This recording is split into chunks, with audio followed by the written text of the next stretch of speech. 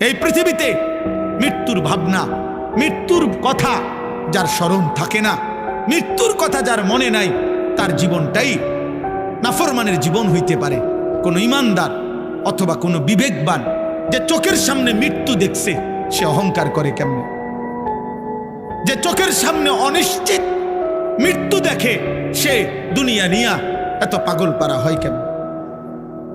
আল্লাহ বলেন, আমার সামনে মাথা নুয়ে থাকবে আর বলবে, আল্লাহ আমি সব দেখছি, জাহান্নামের আযাব দেখছি, আমার দুনিয়ায় ফেরত দেন।